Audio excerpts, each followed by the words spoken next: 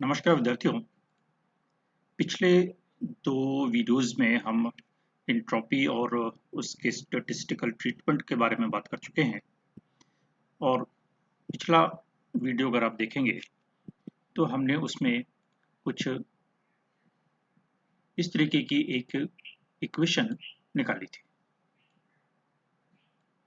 Entropy के लिए एक इक्वेशन तो क्लासिकल मैकेनिक्स के आधार पर है, जिसमें कि हम कहते हैं कि S इक्वल टू के एल एन डब्ल्यू, और उसमें W पर हमने कुछ स्टैटिस्टिकल या क्वांटम कैलकुलेशन करते हुए कुछ उसमें मॉडिफिकेशंस किए थे और इस तरीके की एक इक्वेशन एंट्रोपी के लिए निकाली थी। अब इस एंट्रोपी को यूज करते हुए हम किस तरीके से दो डिफरेंट टाइप की एंट्रोपीज और कैलकुलेट कर सकते हैं उसके बारे में बात करेंगे, जिसमें कि पहली है ट्रांसलेशनल एंट्रोपी। ट्रांसलेशनल मोशन आप जानते हैं, एक स्थान से दूसरे स्थान की ओर जाना।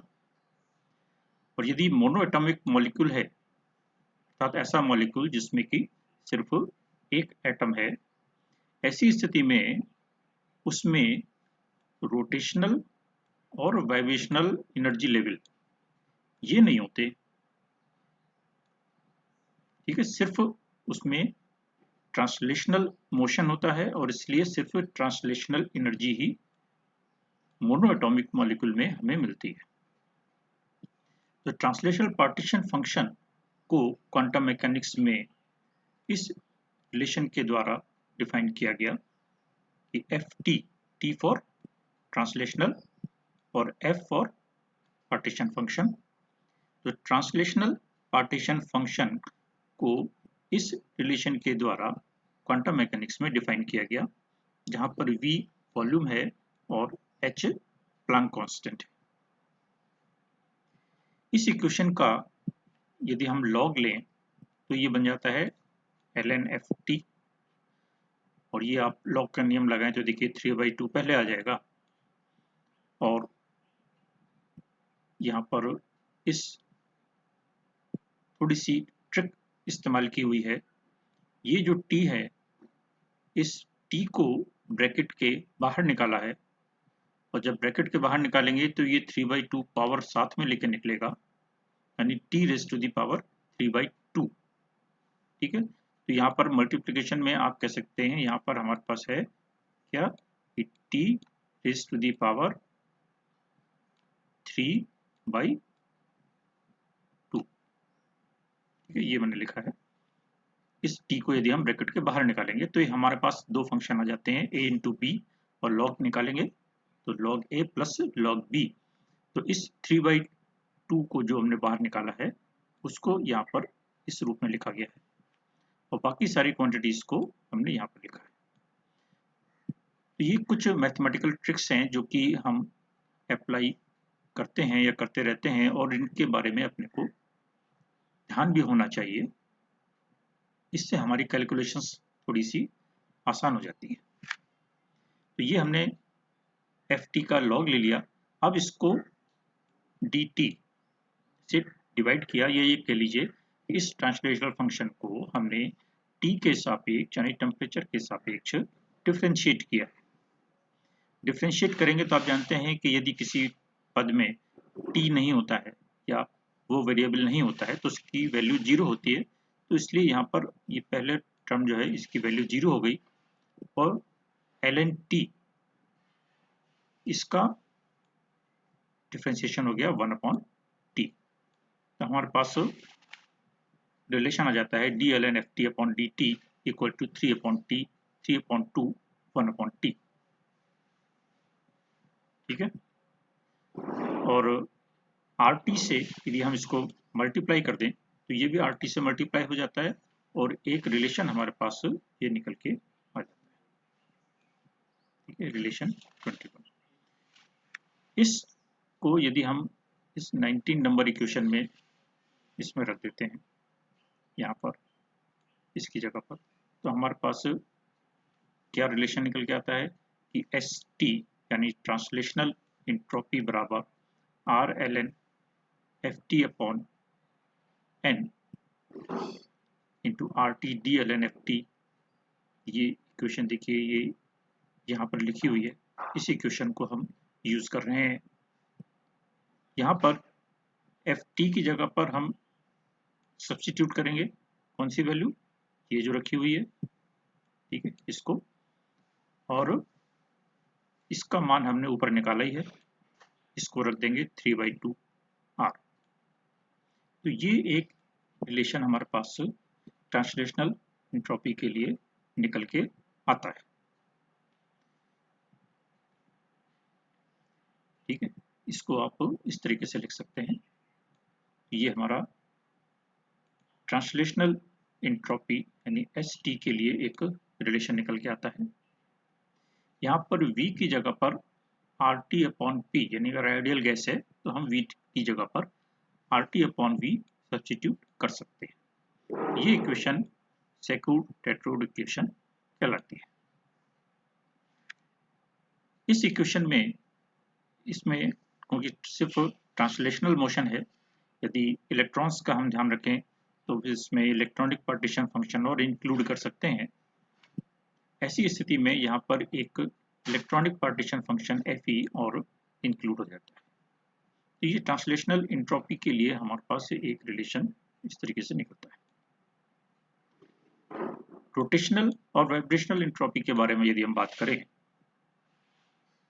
तो कोई पॉलीएटॉमिक मॉलिक्यूल अगर है, उसकी कंप्लीट पार्टीशन फंक्शन के बारे में यदि हम बात करेंगे, तब उसमें सभी तरीके के मोशन इंक्लूड करने होंगे। तो एफ टी यानी ट्रांसलेशनल मोशन भी इंक्लूड होगा, और एक ये एफ आई, इसमें रोटेशनल और वाइब्रेशनल दोनों ही फैक्टर्स एक साथ इंक्लूड हैं। तो रोटेशनल, वाइब्रेशनल और ट्रांसलेशनल, इन सबको हमें इंक्लूड करके चलना पड़ेगा। तो इक्वेशन 19 जो हमने ऊपर लिखी हुई है, उसको हम कुछ इस तरीके से दोबारा लिख सकते हैं या रिकैलकुलेट कर सकते हैं। इक्वेशन 19 जो हम यहाँ पर रीडिफाइन कर रहे हैं, इसको यदि आप एक बार देखें तो ये हमने लिखी थी इस तरीके से, ठीक है ना। यहाँ पर देखिए क्या है, एक तो ये R T R L N F upon N, और दूसरा ये आर प्लस आर। ये दो फैक्टर्स आप ध्यान में रखिए। फिर हम आगे चलते हैं। तो आर एल एन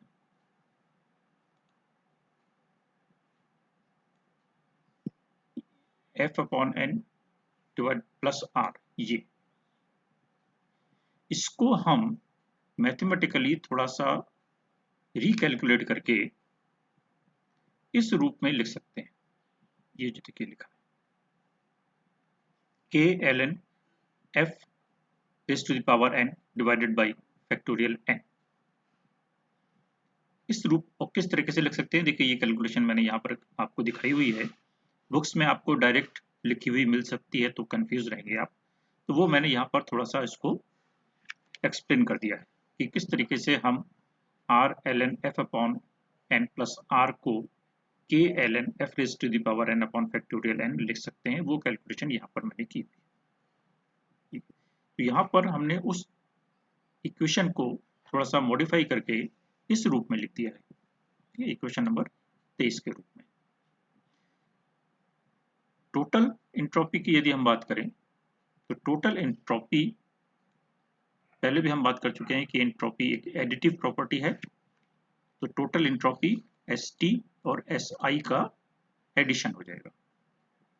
तो एस टी के लिए हम इस तरीके से फैक्टर लिखेंगे, एस, ये इसमें ये ट्रांसलेशनल के लिए है, ये इलेक्ट्रॉनिक के लिए है, और ये ट्रांसलेशनल के लिए है, और ये इलेक्ट्रॉनिक के लिए है, ठीक है। तो इस पहले वाले फंक्शन को हमने दोनों के लिए लिखा है, और फिर इस फंक्शन को हमने दोनों के लिए लिखा है, और इसको थोड़ा सा आगे पीछे करके अगर हम लिखें तो ये ट्रांसलेशनल फंक्शन और इस ट्रांसलेशनल फंक्शन को आप मिला दीजिए, यानी इसको उठा के इधर ले आइए, तो ये हमारे पास इक्वेशन बन जाती है।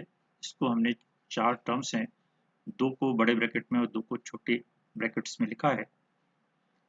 तो ये जो बड़े ब्रैकेट में हमारे पास फंक्शन आया है, ये ट्रांसलेशनल एंट्रोपी को बताता है, जिसमें कि इलेक्ट्रॉनिक एंट्रोपी भी इंक्लूड है, और जो छोटे ब्रैकेट में है वो हमारा रोटेशनल एंड वाइब्रेशनल एंट्रोपीज कहलाएगी। ठीक है, वैसी स्थिति में यदि हम सिर्फ आई की बात करें तो वो आई हमारा इस रूप में हम इसको लिख सकते हैं। यदि और एक्यूरेट रिजल्ट की यदि हम बात करें तो एफ आई, इसमें रोटेशनल और वाइब्रेशनल फंक्शंस दोनों हैं, बट इसमें जो रोटेशनल और वाइब्रेशनल एंट्रोपीज है इसको हम अलग अलग भी यूज कर सकते हैं। यदि एफ आई को हम एफ आर से रिप्लेस कर दें तो वो रोटेशनल एंट्रोपी बन के आ जाती है।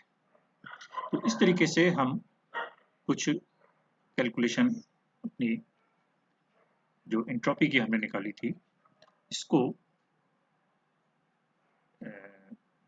पार्टीशन फंक्शन यूज करते हुए या क्वांटम मैकेनिक्स यूज करते हुए इसमें ट्रांसलेशनल और रोटेशनल और वाइब्रेशनल एंट्रोपीज की कैलकुलेशन भी कर सकते हैं।